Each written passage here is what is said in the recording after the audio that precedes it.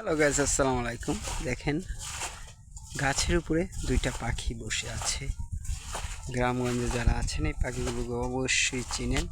তো আপনারা অবশ্যই কমেন্টসে জানাবেন এই পাখি দুইটার নাম কি, কি পাখি। যে যে পারবেন অবশ্যই কমেন্টসে জানাবেন। যদি প্রয়োজন লাগে আর একটু সামনে থেকে আমি দেখাইতেছি। এই যে দেখেন পাখি দুইটা। আর আমি আছি বর্তমানে ময়মনসিংহ হালুয়াঘাট গ্রামে। আপনারা ওদিকে যদি দেখেন ওই যে গারো বাড়িগুলো দেখতে পারতেছেন, ওটাই হলো গারো বাড়ি।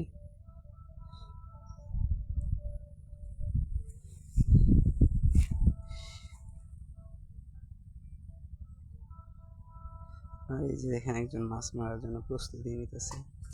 গ্রামগঞ্জে কীভাবে মাছ ধরা যায়।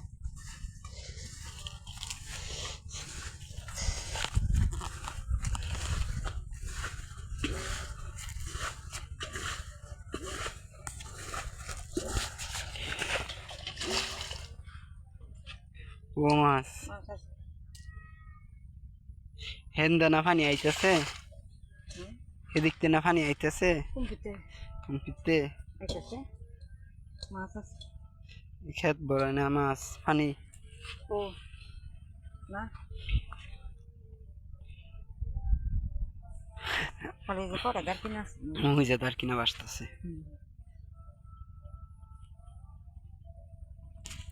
ওদের মাছ খাইতে না হুটকি দেওয়া দরকার কি।